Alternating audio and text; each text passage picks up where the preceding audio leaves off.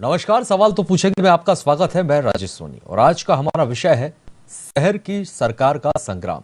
जी हाँ, एमपी में शहर सरकार को लेकर राजनीतिक दलों की तैयारियां जोरों पर हैं और वहीं सियासी दलों ने निकाय चुनाव के जरिए 2023 और 2024 की भी जमीन तैयार करना शुरू कर दिया। चुनाव में मुख्य मुकाबला बीजेपी और कांग्रेस के बीच है। एक तरफ जहां बीजेपी चुनाव को लेकर एक्टिव मोड में नजर आ रही है, तो वहीं लगातार गुटबाजी और अंतर कलह का दंश झेल रही कांग्रेस ने भी अपनी रणनीति को धार देना शुरू कर दिया। इसकी बानगी तब देखने को मिली जब पीसीसी चीफ कमलनाथ ने एक तीर से कई निशाने साधते हुए टिकट वितरण को लेकर कई शर्तें रख दी, जिसकी वजह से कांग्रेस के खेमे में खलबली मच गई। तो वहीं बीजेपी ने कमलनाथ के फैसले पर हमला किया। अब ऐसे में चुनाव को लेकर जिस तरह का सियासी संग्राम छिड़ा हुआ है, इसको लेकर एक बड़ा सवाल यही है कि किसकी बनेगी शहर सरकार। इसी पर आज हम चर्चा करेंगे। कई मेहमान हमारे साथ होंगे। मेहमानों का परिचय हम आपसे करवाएंगे, लेकिन उससे पहले देखिए हमारी खास रिपोर्ट।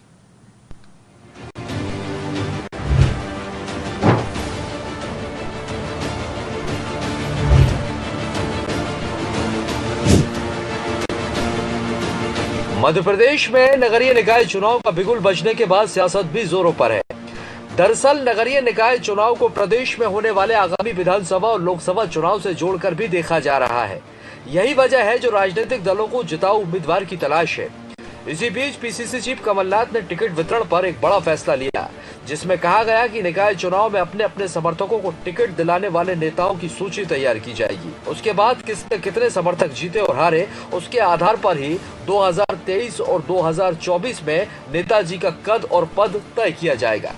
तो वहीं कमलनाथ के इस फैसले पर बीजेपी ने इसे शगुफाबाजी बतलाया, तो वहीं इस पर पलटवार करते हुए जवाब कांग्रेस की तरफ से भी आया।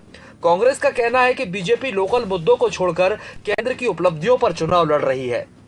कांग्रेस के दांत दिखाने के और खाने के और होते हैं। ये इस तरीके की जितनी शगुफेबाजी होती है वो चुनाव से पहले खूब दिखती है कि सर्वे होगा, समितियां बनेंगी, पर अंत में सिर्फ एक ही बाजी चलती है, वो गुर्गेबाजी।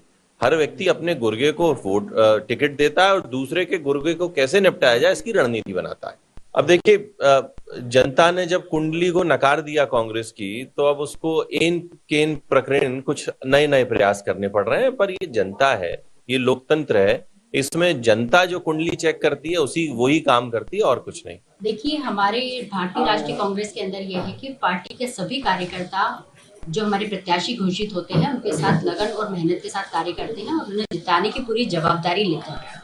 देखिए, हार के बाद चिंतन मनन होता है कि क्यों हारे, इसका कारण क्या था। और पहली बात तो तैयारी ही ऐसी हो रही है कि हार का सामना ही नहीं करना पड़ेगा। बिल्कुल जिला स्तर पर जो बायोडाटा लिए जा रहे हैं और जो योग्य प्रत्याशी होगा उसे टिकट दिया जाएगा, जो जनता के बीच लगातार कार्य कर रहा है, जनता के मुद्दों को उठा रहा है, प्रशासन से उसके कार्य करवा रहा है, ऐसे योग्य उम्मीदवार को टिकट दिया जाएगा। देखिए, भारतीय जनता पार्टी और कांग्रेस में हम समानता नहीं मानते हैं, क्योंकि भाजपा तो केंद्र की उपलब्धियां बताकर चुनाव जीतने का प्रयास कर रही है, जबकि लोकल मुद्दों पर वो बात ही नहीं कर रही है। बहरहाल कांग्रेस में टिकट की खींचतान को रोकने के लिए भले ही पीसीसी चीफ ने कार्यकर्ताओं और नेताओं के लिए एक पैमाना तय कर दिया हो, लेकिन इससे पार्टी के कई नेताओं की नींद उड़ गई।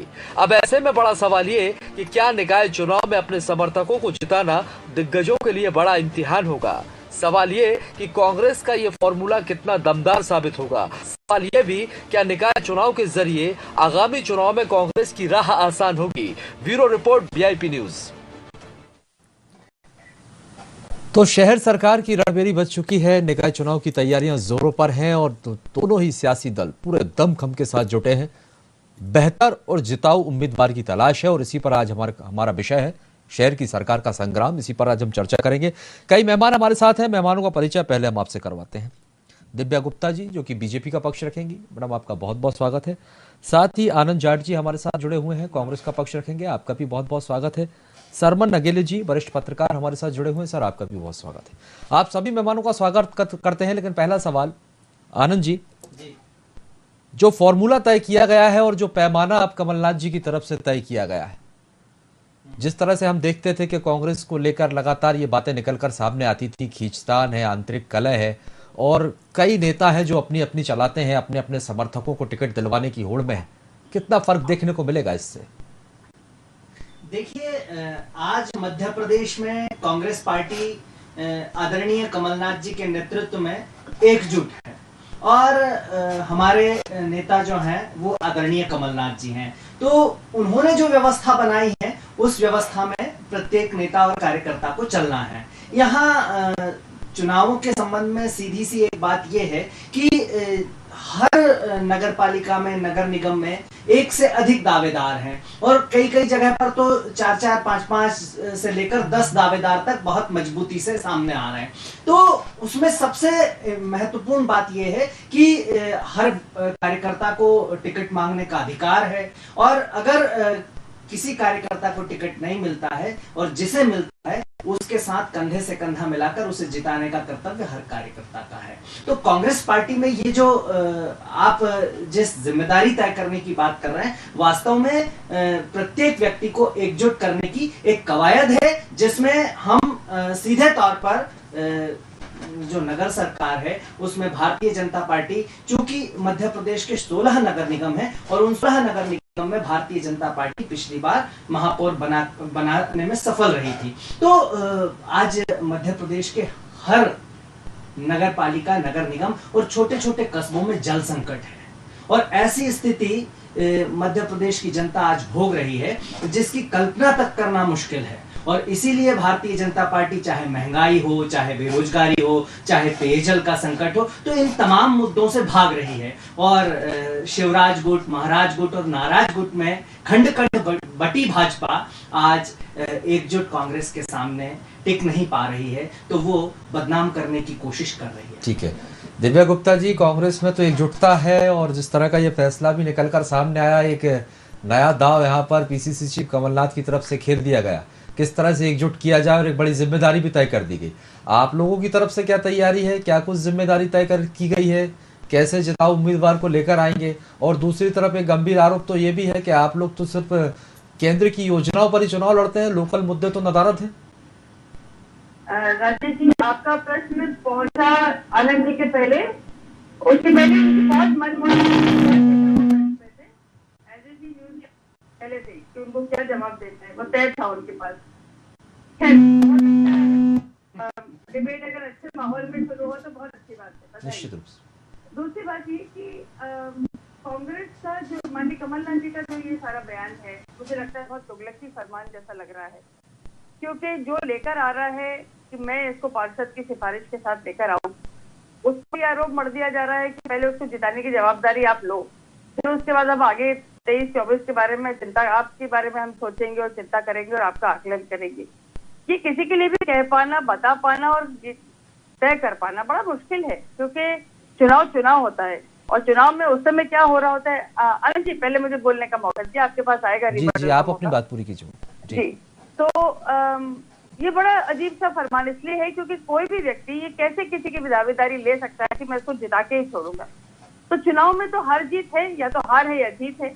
उसमें जैसे मैं हमेशा कहती हूँ कि कहीं कोई ब्रॉन्ज सिल्वर मेडल नहीं होता है, आइदर यू विन और यू लूज। तो अगर आपके पास हार है तो क्या उस पर्टिकुलर व्यक्ति का जो शायद टिकट का दावेदार होगा विधायक के लिए, क्या उसके ऊपर एक प्रश्न चिन्ह लग जाएगा? तो ये तो बहुत ही तुगलकी फरमान हुआ, बहुत ज्यादा। एक बात। दूसरी बात, कल हमने जो सीन देखा कांग्रेस कार्यालय का, जो सिर फटोवल हुआ, जो कुर्सियां फोड़ी गई एक दूसरे के सिर पर, वहां कहाँ एकजुटता थी मुझे तो कहीं नजर नहीं आ रही। शायद आनंद जी को नजर आ रही होगी। इसमें भी एकजुटता है, वाकई एकजुटता है, क्योंकि एक दूसरे के सिर पर अगर कुर्सियां फेंकी जा रही हो तो बड़ा सुंदर दृश्य था वो। तो ये एक बड़ा अलग दृश्य था एकजुटता की, शायद ये कोई एक अलग परिभाषा हो। तीसरी बात ये कि आपका ये आरोप है कि हम केंद्र की सफलताओं पर हम चर्चा कर रहे हैं। क्यों ना करें साहब, गर्व करेंगे। हमारे बहुत स्वर्णिम 8 साल निकले हैं, देश को सिर उठाने का मौका मिला है। क्यों ना हम जनता को बताएंगे और उनको जताएंगे भी, क्योंकि हमने इतने सुंदर जो 8 साल बिताए हैं, जो ऐतिहासिक फैसले लिए हैं, क्या वो जनता तक नहीं जाने चाहिए? हमारी लोकल भी योजनाएं हैं पर हमारी ग्लोबल भी योजनाएं, और वो दोनों जो योजनाएं हैं उनका समागम करके यदि मेरा हितग्राही आज खुश है, मेरा हितग्राही आज अगर गर्व के साथ कहता है कि मैं भारतीय हूँ, मेरा हितग्राही अगर आज प्रसन्नता के साथ अपना परिवार चला रहा है, तो क्यों ना दोनों का एक समावेश किया जाए और उसके साथ हम आगे चलें। तो इस बात पे कहीं कोई दुराव नहीं होए, और आप अपने जितने तर्क हैं उनके साथ आप जनता के बीच में जाएं। आनंद जी, बहुत स्वागत है आपका। लेकिन जो हम लोग जा रहे हैं वो हमारी एक अलग प्रक्रिया है, एक अलग पहचान है, और एक अलग तरीका है जाने का।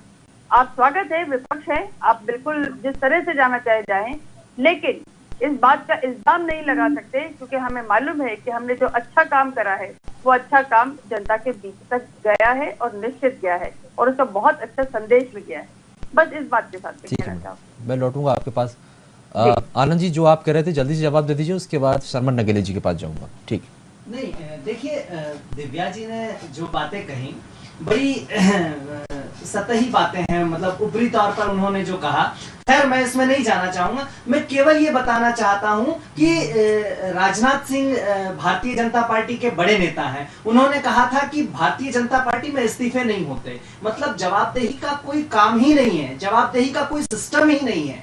तो कांग्रेस जो है वो जिम्मेदारी और जवाबदेही पर काम करती है और ये इस देश में चूंकि 70 साल तो हमारी आजादी की लड़ाई का इतिहास है और उसके बाद के 70 साल आप ही लोग गाते हैं, तो 140 सालों का देशभक्ति का इतिहास है, जिम्मेदारी का इतिहास है, जवाबदेही का इतिहास है। दिव्या जी, मैं बीच में नहीं बोला था, आप थोड़ा सा शांति से सुनिए ना, थोड़ा सा शांति से। बहुत पीछे चले गए, बिल्कुल बीच में नहीं बोला, महिमा मंडन मैं बिल्कुल बीच में नहीं बोला था, क्योंकि 8 साल का महिमा मंडन आपने कहा, नोटबंदी के काले 8 साल थे, वो जीएसटी की गलत प्रक्रिया के काले 8 साल है। गंगा में तैरती लाशों का दृश्य हमने देखा, रात में जलती चिताओं का दृश्य हमने देखा, कोरोना में ऑक्सीजन की कमी से मरते हुए लोगों को हमने देखा। तो उन 8 सालों का गुणगान मत कीजिए, वो भारत के पराभव के 8 साल है। आप देख सकते हैं किस तरह से आपने अपने राष्ट्रीय प्रवक्ता से एक सेकंड में पल्ला झाड़ा कि वो फ्रिंज एलिमेंट है, किस तरह की बात आपने की।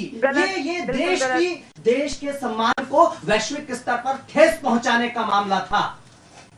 चलिए ठीक है, मैं लौटूंगा आपके पास। शर्मा नगेले जी, आपके पास आऊंगा। सर, जो पैमाना तय किया गया है कांग्रेस की तरफ से और जो लगातार आरोप लगते रहे कांग्रेस पे खींचतान और आंतरिक कलह को लेकर, एक बड़ी जिम्मेदारी यहां पर नेताओं की तय कर दी गई है। कमलनाथ ने एक निर्देश जारी किया है और जो शर्तें रखी हैं, कैसे देखते हैं आप इस पैमाने को और कितना बल इससे कांग्रेस को मिलेगा?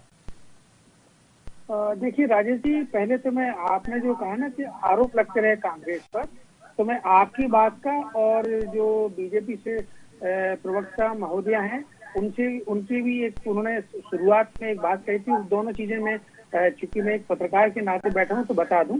आपने कहा कि कांग्रेस पे आरोप लगते रहे, तो आरोप किस बात का लगता है और किसने लगाया, ये प्लीज थोड़ा बताइए। दूसरा, जो उन्होंने प्रवक्ता महोदय ने कहा ना कि वो एक तुगलकी फरमान दे दिया और वो नेताओं पर आरोप लगा दिया, आरोप पहले से मढ़ दिया, तो ये आरोप नहीं मढ़ा, ये उनकी अपनी निजी आंतरिक मामले की शर्त है।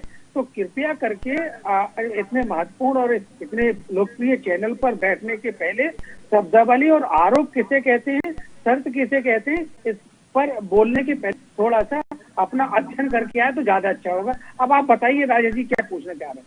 सर, सवाल ये था, क्योंकि जिस तरह से ये कहा जाता रहा है कांग्रेस को लेकर, जो गुटबाजी की बातें रही निकल कर सामने आई, हमने सियासत में देखा है, इसलिए मैंने आपसे ये सवाल भी पूछा कि कांग्रेस गुटबाजी का दंश झेलती रही, आंतरिक कलह की बातें कही जाती रही, लेकिन जिसको लेकर ये जो फैसला कमलनाथ जी की तरफ से लिया गया है, तो उसी पर मेरा आपसे ये सवाल था।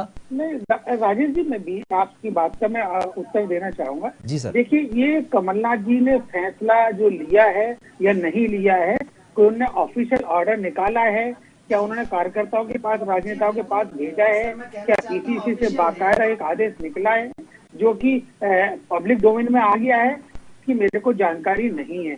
एक, दूसरी बात क्या है, ये किसी भी राजनीतिक दल का आंतरिक मामला है कि वो कैंडिडेट को, आप देखिए एक चुनाव में कैंडिडेट को आर्थिक कितनी मदद की जाती है, ये किसी की जानकारी में रहता है क्या? नहीं रहता है। तो इस तरह से राजनीतिक दल के चुनाव लड़ने के, जीतने के, उनके बहुत सारी रणनीतियां रहती है जो पब्लिक डोमेन में नहीं आती है, लेकिन आपके पास जानकारी आ गई है, अच्छी बात है और इस पर चर्चा भी कर रहे हैं। तो मेरे को तो ऐसा व्यक्तिगत तौर पे लगता है, निजी तौर पे लगता है कि इस तरह की बातचीत जो है ना, वो एक राजनेता और एक पुराने जो घाघ राजनेता होते हैं। आदरणीय नगेली जी, सर आप बहुत वरिष्ठ हैं और बहुत सम्मान करता हूं मैं आपका, और बहुत कुछ आपसे सीखने भी मिलेगा सर, लेकिन मेरा ये सवाल यहाँ पर ये बच जाता है, क्योंकि जिस तरह से तैयारियां देखने को मिल रही है, इसलिए मैंने आपसे सवाल किया था कि जो जिम्मेदारी दी गई है, जो जिम्मेदारी दी गई है उससे नहीं मैं आ रहा हूँ ना, मेरा ये कहना है कि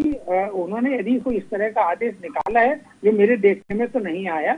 अब जहां तक आपने कहा कि यदि वो चर्चाओं में है या आपके पास भी आ गया तो अच्छी बात है, लेकिन ये उनका आंतरिक रणनीतिक मामला है किसी भी राजनीतिक दल का। अब बहुत सारी पॉलिटिकल पार्टी सर्वे करा रही है, कांग्रेस करा रही, बीजेपी करा रही, बीजेपी बूथ लेवल पर जा रही, मंडलम लेवल पर जा रही, कांग्रेस भी जा रही। तो ये उनका आंतरिक मामला है। और जहां तक कांग्रेस के जो आपने बताया गुटबाजी की बात कही, तो देखिए कांग्रेस जो है ना, गुटबाजी आज से नहीं, जब से कांग्रेस का जन्म हुआ तब से अभी तक और आगे भी जहां तक मैं समझता हूँ वो गुटबाजी रहेगी। और राजनीति में गुटबाजी होती है। ठीक है सर, वही सवाल था, नहीं है क्या? वही सवाल था मेरा, जो जवाब अब आपने दे दिया। ठीक है, दिव्या बीजेपी में भी गुटबाजी है। बीजेपी की गुटबाजी तो जो है ना भी रहती है, कांग्रेस में भी रहती है। किसी की गुटबाजी दिखती है, किसी की उभर कर आ जाती है और किसी की सामने नहीं आ पाती। ठीक है सर, यही सवाल। दिव्या गुप्ता जी, आप यहाँ पर आपने सुना कि जिस तरह से आपने कहा कि कांग्रेस, आप लोगों की तरफ से कहा जा रहा है शिगुफेबाजी की जा रही है, गुर्गेबाजी यहाँ पर की जा रही है,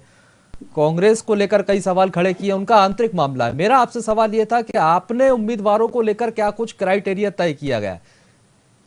आपकी पार्टी की क्या कुछ रणनीति है, क्या कुछ तैयारी? जी जी, आदरणीय नगीरे जी को बस मैं थोड़ा सा सविनय निवेदन करना चाहूंगी। सर, मैं इस बात का बहुत ध्यान रखती हूँ कि मेरी भाषा बहुत मर्यादित हो और मैं भाषा के स्तर से कभी नीचे ना उतरूं। इस बात का मुझे बहुत भान भी रहता है, आभास भी रहता है और उसकी बहुत रिस्पॉन्सिबिलिटी भी है। मुझे नहीं लगता है कहीं भी मैंने कहीं भी अपने अमर्यादित शब्दों का कहीं प्रयोग करा हो। तो मैं सभी ने आपसे निवेदन करना चाहूंगी कि थोड़ा सा एक उस बात को लेकर मुझे क्षमा करें। दूसरा, मेरा राजेश जी, मेरे आपसे एक ही बात है कि भारतीय जनता पार्टी ने बहुत कष्ट और स्पष्ट दिशा निर्देश दे दिए हैं अपनी पार्टी को कि किस तरह के उम्मीदवार, अगर वो विधायक हैं तो उनको टिकट नहीं दिया जाएगा, अगर उनका कोई परिवारवाद और वंशवाद को हम बढ़ावा नहीं देंगे। बार बार लगातार इस बात को स्ट्रिक्ट, बार बार उस बात को दोहराया जा रहा है।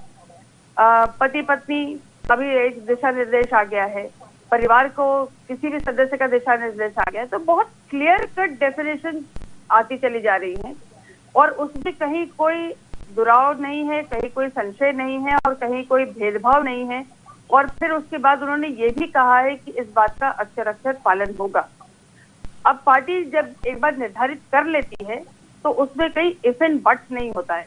इस बात को तो मेरे ख्याल है हमारे विरोधी भी मानेंगे कि हम इफ एंड बट्स नहीं करते हैं। हमारी पार्टी में विद इन द पार्टी इतना डिसिप्लिन होता है, जिसको ये लोग अनुशासनहीनता मानते हैं या अनुशासन के बारे में नहीं जानते हैं। तो मैं सिर्फ बताना चाहूंगी कि विद इन द पार्टी प्रजातंत्र होते हुए भी डिसिप्लिन मेंटेन हो सकता है।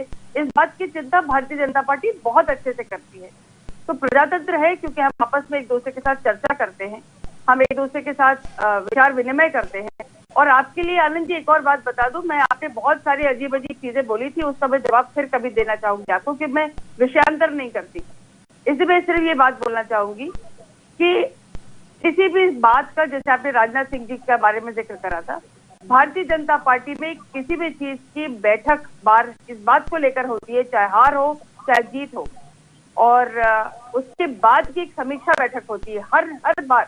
और उस समीक्षा बैठक के बारे में शायद कभी कांग्रेस ने सुना भी ना हो, वो समीक्षा बैठक हमारे लिए बहुत जरूरी होती है, जिसमें हम एक एक चीज की समीक्षा करते हैं कि ये था तो क्यों, और क्यों हुआ तो क्यों नहीं, और किस तरह से, और आगे क्या करना चाहिए। ये जो समीक्षा बैठक होती है ये कांग्रेस ने न कभी देखी है न कभी सुनी है, और ये भारतीय जनता पार्टी की परंपरा रही है। इस बात को लेकर आप नहीं जिक्र कर सकते कि बाद में किसी ने सबने छोड़ दिया। सर, मैं आपसे तो आनंद जी आपसे उल्टा प्रश्न पूछना चाहूंगी कि आप मुझे बता दीजिए कि आपका कौन सा केंद्रीय नेतृत्व आता है आपकी रक्षा करने के लिए, दिशा निर्देश देने के लिए, क्योंकि जो आपका राज्य का नेता है वही आपका केंद्र का नेता है। मतलब आपका कहीं कोई डेफिनेशन नहीं है कि राज्य का नेता कौन है और केंद्र का नेता कौन है। आपके जो राज्य के नेता हैं वही डेफिनेशन डिसाइड कर देते हैं, केंद्र से तो आपका कोई आके झांकता भी नहीं कि कौन क्या कर रहा है। तो आप थोड़ा सा अपने समीक्षा बैठक ठीक है, के बारे दिव्या जी में आप जवाब ले लीजिए। हाँ बिल्कुल, जवाब ले लीजिए। आनंद जी जवाब दीजिए। हम तो आपसे नहीं पूछते कि मुख्यमंत्री जब देहरादून चले गए थे तो पीछे से आपके प्रदेश अध्यक्ष क्यों अलग से गए थे, हमने तो नहीं पूछा। हम तो नहीं पूछते कि भारतीय जनता पार्टी के अंदर क्या हो रहा है, कौन आपका नेता है कौन नहीं है। आप बेफिजूल में इस डिबेट के समय को और इस डिबेट के विषय को डिरेल करना चाहती हैं, क्योंकि कमलनाथ जी जो है मध्य प्रदेश के ही नहीं देश के नेता हैं। कमलनाथ जी मध्य प्रदेश के ही नहीं देश के नेता, और ये अगर आपको नहीं पता है तो मैं इस पर कुछ टिप्पणी नहीं करूंगा। दूसरा, मैं ये कहा कि इस समय सुशासन का समय है, और सुशासन में जनता भी जिम्मेदारी चाहती है, अकाउंटेबिलिटी का समय है, और इस अकाउंटेबिलिटी को अगर कांग्रेस पार्टी तय कर रही है तो इसमें सीखने की बात है। और मैंने राजनाथ सिंह जी का जो विषय लिया वो इसलिए लिया कि भाजपा में इस्तीफे नहीं होते, ये बड़ा दम्भ भरा बयान था, मैं बहुत छोटा था तब का है, आज का नहीं है, और इसमें इस्तीफे नहीं होते, ये हम देख रहे हैं किस तरह से चीजें हो रही हैं इस देश के अंदर। जो महात्मा गांधी के बारे में उल्टा सीधा बोलते हैं, उनके हत्यारों को महिमा मंडित करते हैं, उसे सांसद बनाने की कोशिश भारतीय जनता पार्टी करती है। देखिए सर, अपनी अपनी पार्टी की अपनी अपनी रणनीति होती है, मैं वही तो कह रहा हूं, पार्टी की रणनीति के साथ आगे बढ़ता है, वो पार्टी का अंदरूनी मामला। बात करेंगे तो बहुत सारे विषय खुलेंगे फिर। ठीक है, शर्मा जी क्या है कि नेताओं पर बात करने की बजाय विषय पर बात करें,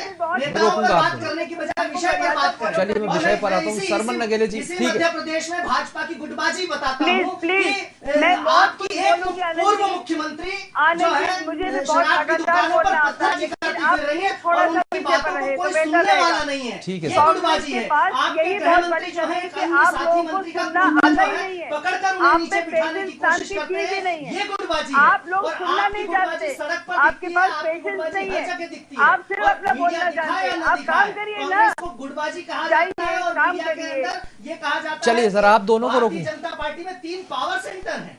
आप दोनों को रोकूंगा सर। शर्मा जी आपके पास राजेश जी, मैंने बोलना चुप कर दिया। चलिए सर, अपने अपने तर्क हैं और अपने अपने आरोप प्रत्यारोप हैं दोनों ही दल के, लेकिन मैं आपसे यहाँ ये समझना चाहूंगा, जो तैयारी हम देख रहे हैं, जिस रणनीति पर कांग्रेस काम कर रही है, उसे कैसे देखा जाए आने वाले समय में 2023 में विधानसभा और 2024 में लोकसभा चुनाव। ऐसे में आगामी चुनाव में इस रणनीति के साथ कांग्रेस का रास्ता कितना साफ होता हुआ नजर आता है, कितना कारगर साबित होगा?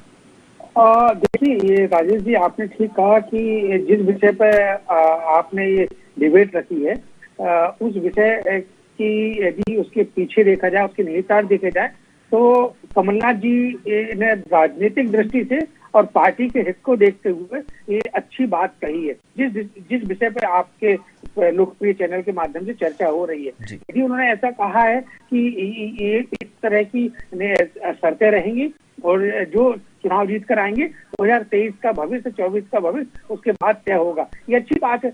दूसरी तरफ भारतीय जनता पार्टी ने भी अच्छा निर्णय लिया। माननीय जेपी नड्डा जी एक अच्छी बात कह गए हैं कि जो है ना, अब जो फैमिली ट्री चली आती है पॉलिटिक्स में, कि वो जो वंशवाद भी जिसको कहते हैं, वो समाप्त करेंगे, तो ये अच्छी बात है। लेकिन जब वंशवाद समाप्त करने की बात आती है, जब फैमिली ट्री समाप्त करने की बात आती है, तो वहां पर जो है ना, बहुत सारी चीजें लोगों की महत्वाकांक्षा पर कुठाराघात होता है। वो कैसे कुठाराघात होता है कि जो राजनेता जिसकी उम्र 50 साल, 55 साल, 60 साल, 70 साल है, और उसका बेटा ना वो आईएएस बना, ना पीसीएस बना, ना इंडस्ट्री में गया, ना आईटी में बढ़ गया, ना इंजीनियर, पत्रकार, वकील, कुछ नहीं बना, लेकिन उसने अपने जीवन के 20-25 साल समाज की सेवा में लगा दिए। अब उसका वक्त आया कि उसको नगर निगम का पार्षद का चुनाव मिले, उसका वक्त आया कि उसको जिला पंचायत अध्यक्ष बनाए, उसका वक्त आया कि वो महापौर का चुनाव लड़े, और यदि उसको इन सब चीजों से उसकी भावनाओं पर या उसकी इच्छाओं पर तुषारा पास पड़ेगा, तुषाराघात होगा, तो निश्चित रूप से वो दल के लिए कष्टकारी होगा। अब दल के लिए कष्टकारी किस रूप में होगा, ये दल के लोग जाने। वो बागी होगा, वो चुनाव में भीतरघात करेगा, वो किस तरह की अपनी रणनीति अपनाएगा, ये उनके विजन मतलब चुनाव के दौरान का विषय रहेगा। और इसके साथ साथ कि बीजेपी ने जो कहा है कि नहीं, माननीय नड्डा जी जो कह गए हैं कि 23 के लिए वो जरूरी है, तो अब लेकिन मैं कहीं पढ़ भी रहा था कि नड्डा जी का कहना ये एक अलग विषय था वंशवाद को लेकर, जहां पर क्षेत्रीय दल हैं, चाहे वो मायावती का हो, उमा भारत हो, वहां पर अखिलेश यादव का हो, या वो टीएमसी का हो, या वो आरजेडी का हो, यूजीडी का हो, जो भी क्षेत्रीय दल हैं, उनका उस संदर्भ में कहना था। ऐसा उन्होंने कहीं समझाया है कि वंशवाद से हमारा ये आता है। अब क्या है, कोई इस तरह की गाइडलाइन यदि उन्होंने जारी की है, तो जो बीजेपी वंशवाद को लेकर अपने अपने तर्क हैं दोनों ही दलों के, और जिसको लेकर बीजेपी ने भी स्पष्ट किया है परिवारवाद से किनारा। और दूसरी तरफ कांग्रेस की रणनीति, बीजेपी की अपनी रणनीति और कांग्रेस की अपनी रणनीति, दोनों ही दल अपनी अपनी रणनीति से आगे बढ़ रहे हैं। फिलहाल के लिए बहुत बहुत शुक्रिया आप सभी मेहमानों का हमारे साथ जुड़ने के लिए और बातचीत के लिए। तो आपको बता दें कि मध्य प्रदेश में नगरीय निकाय चुनाव का बिगुल बजने के बाद सियासत जोरों पर दिखाई दे रही है और सभी राजनीतिक दलों ने अपनी अपनी तैयारी भी कर दी है। और किन दावेदारों को मैदान में उतारना है, किन उम्मीदवारों को उतारना है, इसका क्राइटेरिया तय कर दिया गया है। कांग्रेस की अपनी रणनीति है। कांग्रेस ने एक पीसीसी चीफ कमलनाथ ने एक शर्त रख दी है कि अपने अपने समर्थकों को जिताने की जिम्मेदारी उन दिग्गज नेताओं की होगी। और उसके बाद एक दाव यह भी खेल दिया कि इसी के जरिए आने वाले समय में 2023 और 2024 का रास्ता भी इसी से साफ होगा, यानी कि दिग्गजों का कद और पद उसी से तय होगा। अब यह देखना दिलचस्प होगा कि यह रणनीति कितने काम आती है। फिलहाल के लिए बहुत बहुत शुक्रिया और आगे की खबरों के लिए आप लगातार बने रहिए VIP न्यूज के साथ।